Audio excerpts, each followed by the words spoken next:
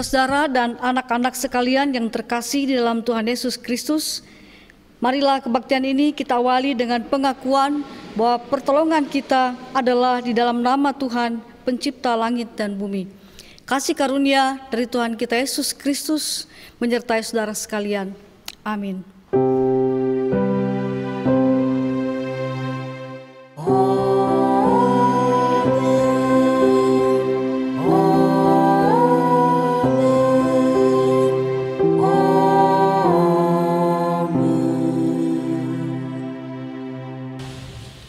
Bapak, Ibu, Saudara, dan anak-anak sekalian yang terkasih di dalam Tuhan Yesus Kristus, mari kita menyanyikan nyanyian pujian kita melalui Kidung Jemaat 66 bait yang pertama, di gunung dan di lurah.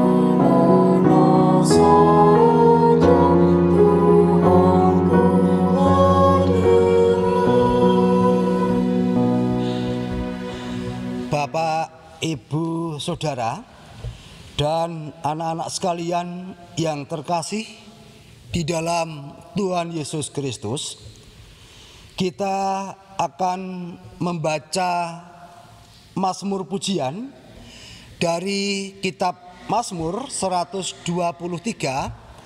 ayat yang pertama sampai dengan yang keempat.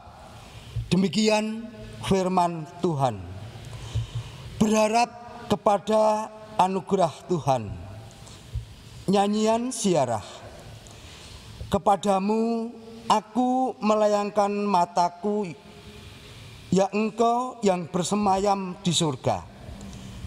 Lihat, seperti mata para hamba laki-laki memandang kepada tangan tuanya, seperti mata hamba perempuan memandang kepada tangan nyonyanya. Demikianlah mata kita memandang kepada Tuhan Allah kita, sampai Ia mengasihi kita. Kasihanilah kami ya Tuhan, kasihanilah kami, sebab kami sudah cukup kenyang dengan penghinaan. Jiwa kami sudah cukup kenyang dengan olok-olok orang-orang yang merasa aman, dengan penghinaan orang-orang yang sombong. Bapak, Ibu, Saudara, dan anak-anak sekalian yang terkasih di dalam Tuhan Yesus Kristus, mari kita menyanyikan nyanyian pengharapan kita dengan pelengkap Kidung Jemaat 37 bait yang pertama, Bila Kerenung Dosaku.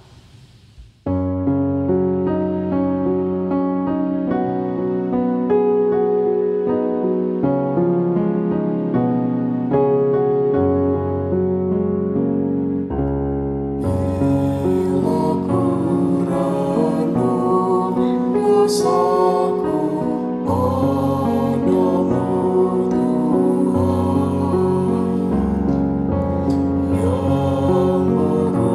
berulang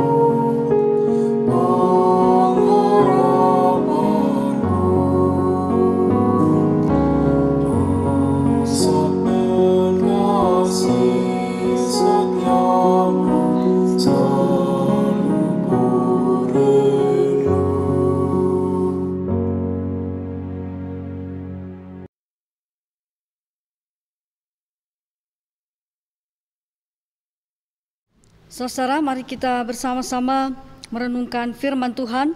Sebelumnya mari kita berdoa. Allah Bapa yang di sorga, kami sungguh bersyukur bahwa kami kembali dapat bersekutu bersama-sama, sekalipun kami ada di tempat yang berjauhan, tidak bersama-sama di gedung gereja. Tuhan, kami juga sungguh rindu untuk mendengarkan firman-Mu, kiranya dapat menjadi kekuatan, menjadi penghiburan dan pedoman bagi kami dalam menjalani kehidupan kami sehari-hari. Sertailah kami semua ya Tuhan, baik hamba-Mu yang akan menyampaikan firman-Mu dan juga kami semua jemaah-Mu di dalam perenungan kami, sehingga firman-Mu dapat kami mengerti dan dapat kami terapkan dalam kehidupan kami. Dalam nama Tuhan Yesus kami berdoa. Amin. Saudara, firman Tuhan yang akan kita renungkan pada hari ini, kita akan bacakan dari Matius pasal 25 ayat 14 sampai 30.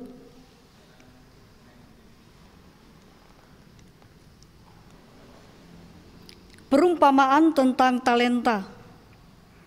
Sebab hal kerajaan sorga sama seperti seorang yang mau bepergian ke luar negeri, yang memanggil hamba-hambanya dan mempercayakan hartanya kepada mereka. Yang seorang diberikannya 5 talenta, yang seorang lagi 2, dan yang seorang lain lagi 1, masing-masing menurut kesanggupannya.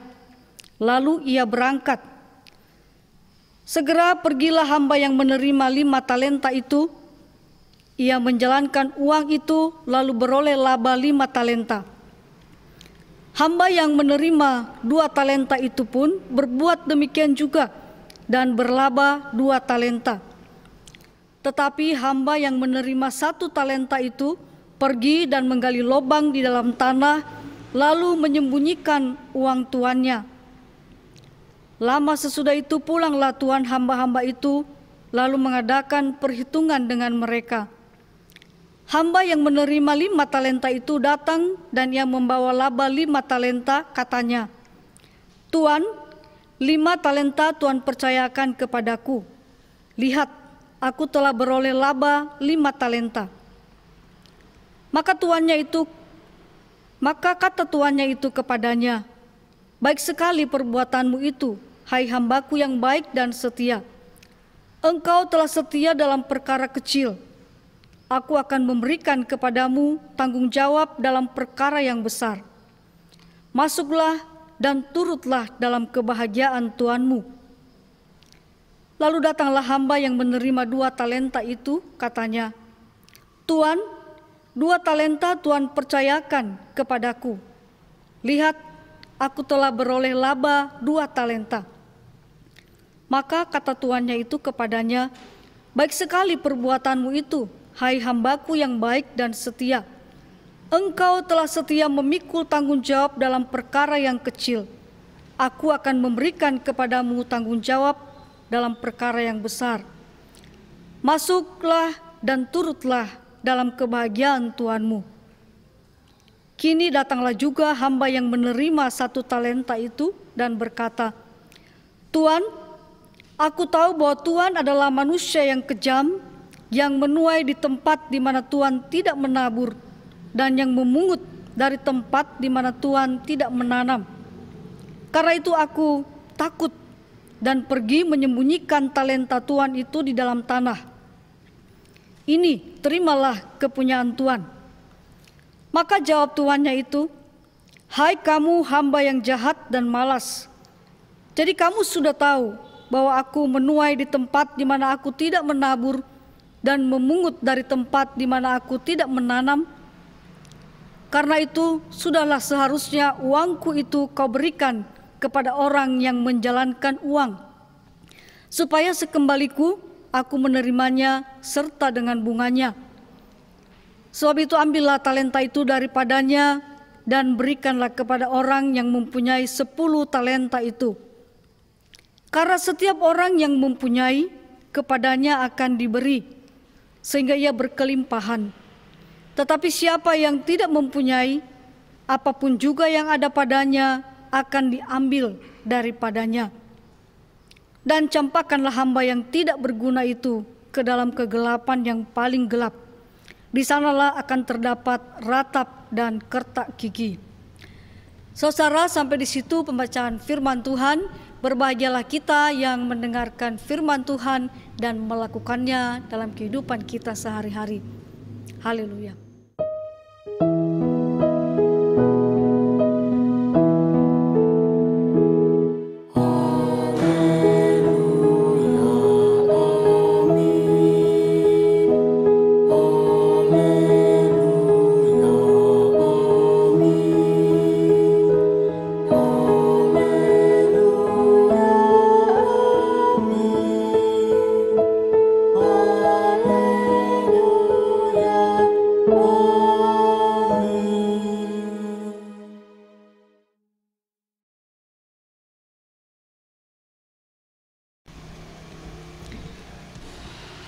Saudara-saudara jemaat Kristus yang kekasih, tema perenungan kita pada hari ini adalah saling membangun dalam ketaatan.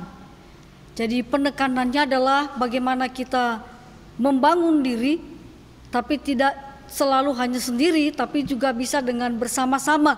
Artinya saling mendukung, saling bantu, saling menopang, sehingga kita bisa lebih kuat untuk membangun diri, lebih bisa untuk melakukan pelayanan yang lebih baik. Nah, saudara, kalau kita melihat perikop yang kita baca tadi, ada satu ayat dari perikop ini yang ketika saya dulu pertama membacanya menjadi tanda tanya buat saya. Ayat 29. Karena setiap orang yang mempunyai, kepadanya akan diberi, sehingga ia berkelimpahan. Tetapi siapa yang tidak mempunyai, apapun juga yang ada padanya akan diambil daripadanya.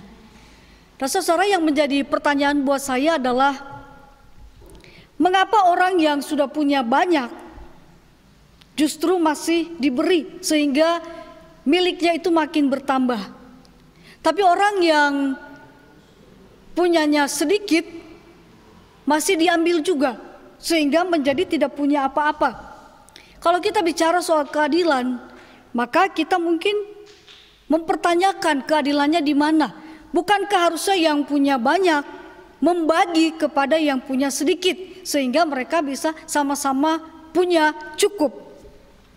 Nah, saudara, setelah membaca perikop ini secara keseluruhan, maka kita akan mengerti bahwa sebenarnya jawabannya sederhana saja, yaitu terletak kepada sikap ketiga hamba ini dalam menyimpan atau mengelola talenta yang dititipi oleh tuannya kepada mereka. Dikatakan di situ ada yang dititipi 5 talenta, ada yang 2 talenta, dan juga ada yang 1 talenta.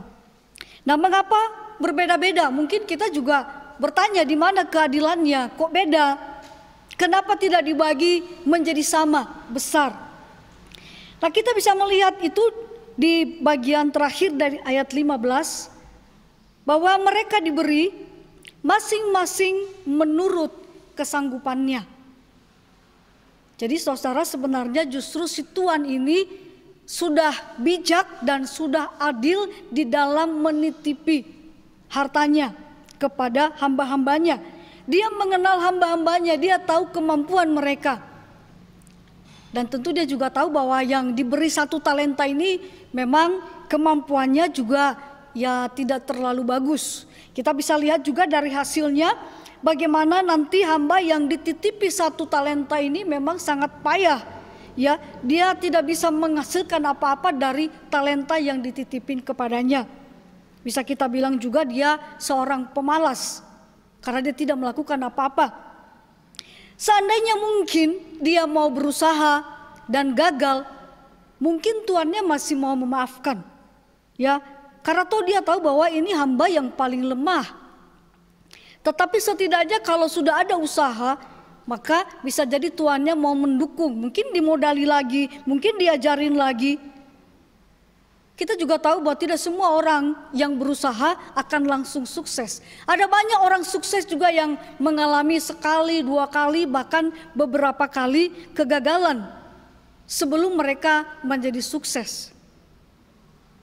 Karena di dalam kegagalan-kegagalan seseorang justru bisa belajar banyak. Dia bisa kemudian menjadi lebih bijak, bisa menjadi lebih pintar, bisa menjadi lebih baik dalam mengelola miliknya, dalam mengerjakan pekerjaannya, dalam mengelola kehidupannya. Tetapi hamba yang mendapat 1 talenta sudah menyia-nyiakan kesempatannya. Apa yang dia lakukan? Dia hanya mengubur talentanya di dalam tanah sehingga talenta itu menjadi mubazir. Nah saudara, saya pikir persoalannya ada di sini. Ketika sesuatu yang harusnya kalau dikelola, kalau dikembangkan bisa menjadi bermanfaat, ini malah disia-siakan. Itu sebabnya kemudian mengapa talenta itu diambil daripadanya, karena percuma diberikan kepadanya, tidak dimanfaatkan, tidak melakukan apa-apa. Itulah yang dimaksud dengan kalimat siapa yang tidak mempunyai apapun juga yang ada padanya akan diambil daripadanya. Bahkan kita melihat bagaimana dia kehilangan hidupnya. Ketika dia dibuang dalam kegelapan yang paling gelap. Tidak ikut dalam pesta kebahagiaan tuannya. Nah sebaliknya saudara, kedua hamba yang lain yang mengelola talenta mereka dengan begitu serius sehingga kemudian berlipat ganda, keduanya dipuji, keduanya diajak masuk ikut dalam kebahagiaan tuannya. Orang yang mempunyai banyak bahkan semakin berlipat ganda. Dan itu saudara bukan semata karena keberuntungan, bukan karena nasibnya, bukan karena takdirnya, tetapi karena ada kerja keras, karena ada usaha. Makanya benarlah kalau ada ungkapan yang mengatakan hasil tidak akan mengkhianati usaha. Ya, kalau sudah diusahakan dengan baik, maka suatu saat pasti akan memberi hasil yang baik. Sekalipun mungkin terjadi pengulangan, sekalipun mungkin ada kegagalan dan kita harus mengulangi lagi. Tapi semua proses yang dilakukan dengan baik pasti akan membawa hasil yang baik. Saudara-saudara yang kekasih dalam Tuhan Yesus Kristus, kita semua ini adalah hamba. Kita semua ini juga sudah diberi talenta. Apakah ada di antara kita yang bisa mengatakan bahwa saya belum menerima talenta dari Tuhan? Saudara, kalau ada yang menjawab ya, maka berarti dia belum mampu melihat dirinya dengan baik. Mungkin dia masih sibuk membanding-bandingkan dirinya dengan kelebihan-kelebihan yang dimiliki oleh orang lain. Ya sepanjang kita membandingkan diri kita dengan sesuatu yang lebih yang dimiliki oleh orang lain, maka kita tidak bisa termotivasi untuk bisa juga melakukan sesuatu yang baik. Karena kita selalu merasa, saya tidak mampu. Mungkin juga karena menenggelamkan diri dalam keluhan-keluhan yang menyalahkan keadaan. Dan semua itu tidak pernah mengubah hidupnya menjadi lebih baik. Ya pandemi bisa menjadi alasan, kan di rumah aja, gak ngapa-ngapain, gak bisa cari duit. Siapa bilang, saudara-saudara, ada banyak penjual dadakan yang kita lihat muncul selama COVID. Ya orang yang iseng-iseng bikin roti, lalu posting-posting hasil rotinya, orang lain melihat, lalu kemudian memesan dan tahu-tahu dia sudah menjadi jualan roti. Ada yang kemudian memanfaatkan halamannya dengan menanam sayur dan kemudian panen, lalu kemudian bisa berbagi dengan orang lain. Saya juga melihat seorang ibu tukang jahit. Jelas selama COVID ini orang gak pergi-pergi kemana-mana, gak pesta, ngapain beli baju, apalagi jahitin baju. Tapi si ibu ini kemudian mencoba menjahit masker untuk dirinya sendiri. Tapi dia jahit dengan baik, dengan bentuk yang bagus, dia cari kain dengan pola yang bagus, sehingga ketika teman-temannya melihat, mereka tertarik. Lalu tahu-tahu dia mendapat order untuk menjahit banyak sekali masker. Ketika dia membuat sesuatu dengan baik. Ada seorang anak muda juga yang saya kenal yang belum lama dia kerja, lalu karena COVID kemudian PHK. Lalu kemudian dia tidak berpangku tangan, dia mencoba jualan. Tapi karena dia sendiri tidak bisa membuat sesuatu makanan yang enak, lalu dia mencoba mengambil jualan orang lain. Dia promosiin, dia jualin, dia anterin kepada pembeli. Mula-mula dia menawarkan keripik singkong, lumayan enak. Lalu kemudian nawarin lagi sate, sambil nawarin sambal, macam-macam rasa bikinannya. Lalu terakhir kemarin dia mulai menawarkan lagi ayam bakar. Nah saudara, saya melihat ini adalah juga contoh orang-orang yang optimis ya, yang gigih, kehilangan pekerjaan, tidak punya apa-apa, apalagi ini dia ada di perantauan. Tetapi tidak membuatnya menjadi pesimis atau mending saya pulang saja. Dia mencoba yang mengembangkan talentanya yang dia punya, kemampuannya untuk mempromosikan sesuatu dan menjual sesuatu. Sambil juga dia bekerja sama dengan orang-orang yang bisa bikin keripik, yang bisa bikin sate yang baik atau ayam bakar yang baik, dan dia menjualkan. Ada kerjasama. Tetapi saudara, tidak semua juga orang menjual. Ada juga teman yang hobinya memasak, bikin kue, lalu dia posting terus, dia bikin kue yang ini, dia bikin kue yang itu. Lalu saya tanya, itu apa mau dimakan semua? Lalu dia bilang, oh tidak, ini saya bagi-bagi sama teman-teman. Ada juga teman yang senang sekali dekor gereja. Lalu dia bilang bahwa selama COVID dia malah dapat permintaan banyak untuk mendekor ibadah pengantin. Ya, karena pengantin-pengantin itu tidak bisa bikin pesta besar, hanya bisa bikin sederhana di gereja, tapi mereka bisa berbahagia ketika walaupun sederhana tapi didekor dengan baik. Dan teman saya ini tidak bicara soal berapa rupiah yang dia dapat, tapi dia berbicara bahwa dengan banyaknya permintaan, kemampuannya untuk merangkai menjadi meningkat. Dan yang membuat dia juga gembira adalah bahwa para pengantin itu menjadi gembira melihat pesta mereka yang sederhana tetap bisa berlangsung dengan baik karena dekornya yang berkesan. Nah saudara yang kekasih dalam Kristus, ada banyak hal yang kita bisa lakukan di dalam masa-masa sulit seperti sekarang ini. Ada banyak hal yang bisa kita lakukan untuk mengembangkan talenta-talenta yang kita punya. Saya juga memperhatikan anak saya yang baru lulus, lalu dia tiba-tiba sibuk di kamar dari pagi sampai malam, bahkan pernah sampai subuh ngetik-ngetik, duduk berjam-jam. Saya pikir main game, ternyata dia sedang mengerjakan satu order dari temannya yang membantu guru TK mengajar bahasa Inggris. Jadi guru-guru kan tidak selalu akrab dengan komputer, dengan bikin-bikin PowerPoint. Maka anak saya dan temannya mengambil peluang itu. Mereka membantu guru-guru itu membuatkan PowerPoint yang menarik untuk anak-anak TK. Mereka dibayar untuk itu, tetapi sambil bekerja mereka juga mengembangkan ilmu. Nah saudara yang kekasih dalam Tuhan Yesus Kristus, kita semua sudah diberi talenta oleh Tuhan sesuai dengan kemampuan kita masing-masing. Jangan sampai kita seperti orang yang ketiga yang hanya menerima talenta kita, tapi kemudian menguburnya dalam tanah. Punya talenta tapi menjadi mubazir, tidak kita manfaatkan. Karena itu bukan sesuatu yang dikehendaki oleh Tuhan. Kalau kita melihat bacaan kita, ini berbicara tentang hal kerajaan sorga.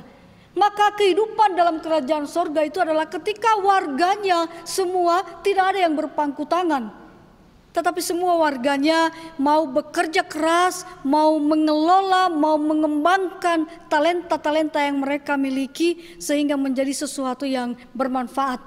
sesuatu yang menghasilkan sukacita, sesuatu yang bisa menjadi penghiburan, sesuatu yang bisa membawa kebaikan. Saudara, biarlah firman Tuhan ini boleh menjadi perenungan bagi kita. Mari melihat lebih serius lagi kehidupan kita, talenta-talenta yang kita punya, dan mengembangkannya dengan baik. Tuhan berkati kita. Amin.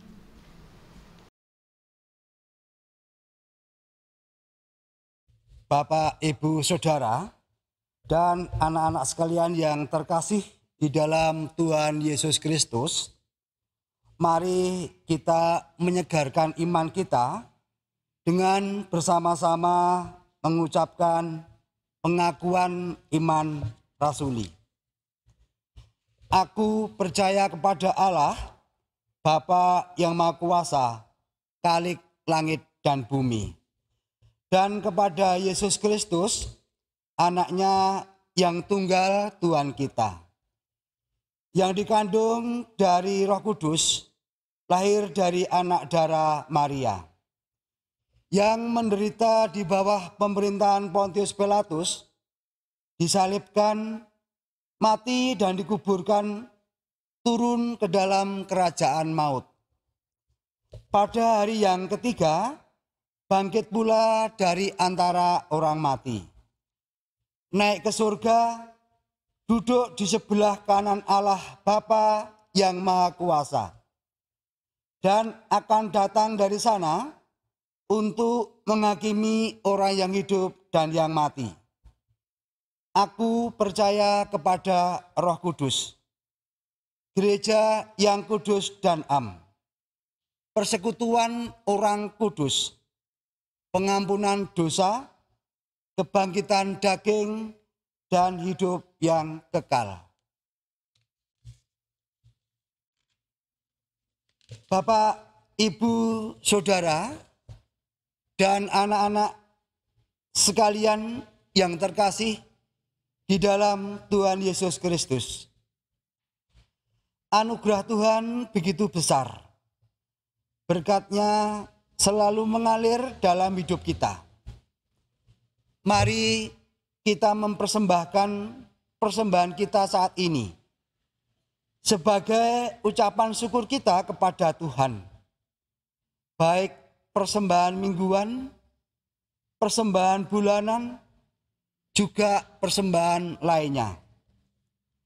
Persembahan tersebut dapat kita persembahkan dengan cara sebagaimana dimuat dalam warta gereja dan media lainnya. Nas dasar persembahan kita dari surat Ibrani 13 ayat 15 sampai dengan 16, demikian firman Tuhan.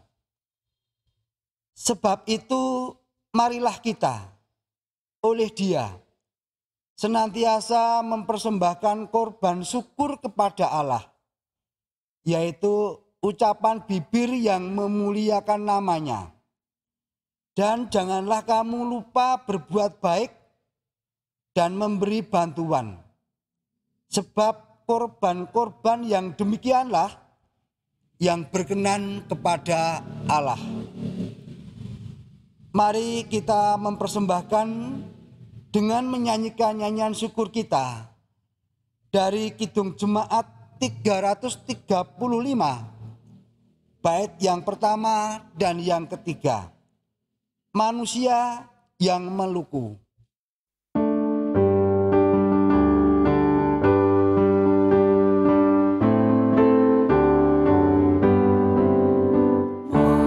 Hujan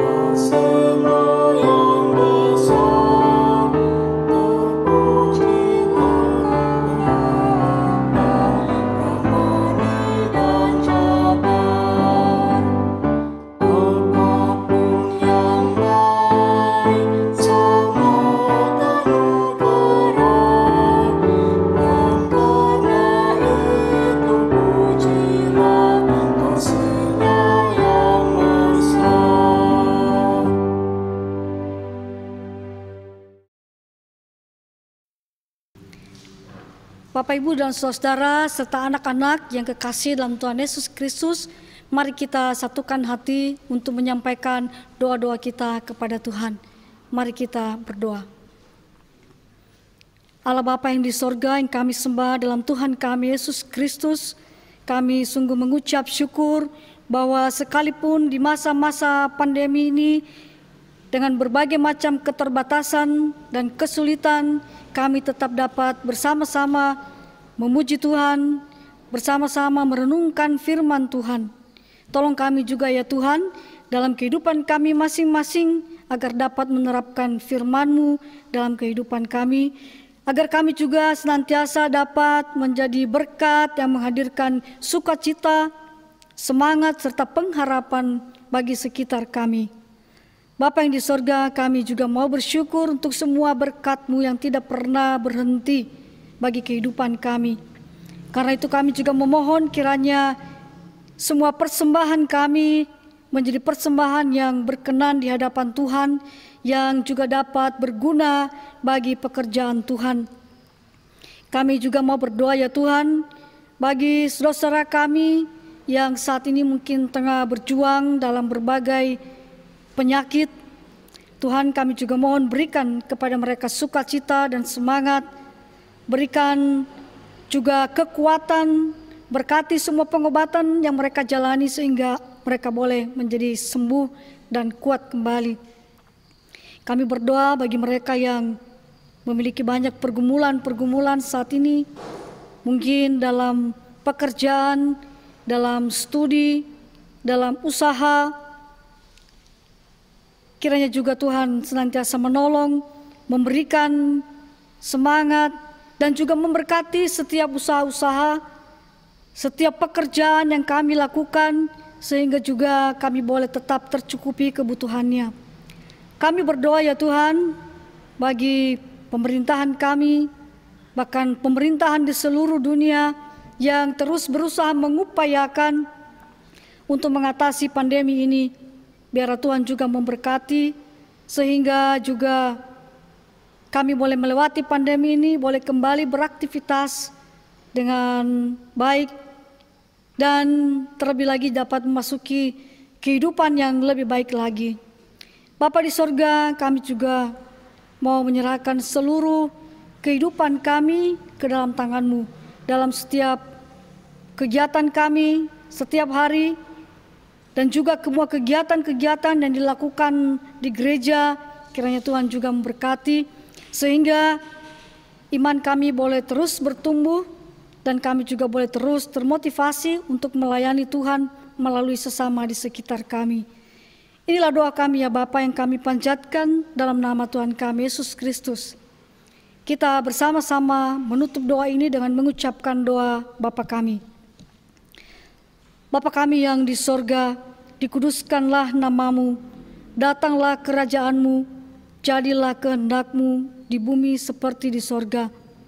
Berikanlah kami pada hari ini makanan kami yang secukupnya, dan ampunilah kami akan kesalahan kami, seperti kami juga mengampuni orang yang bersalah kepada kami. Dan janganlah membawa kami ke dalam pencobaan, tetapi lepaskanlah kami daripada yang jahat. Karena Engkaulah yang mempunyai kerajaan dan kuasa dan kemuliaan sampai selama-lamanya. Amin. Bapak, Ibu, Saudara, dan anak-anak sekalian yang terkasih di dalam Tuhan Yesus Kristus, kita menyanyikan nyanyian pengutusan dari Kidung Jemaat 376, bait yang pertama dan yang ketiga. Ikut Diko saja Tuhan.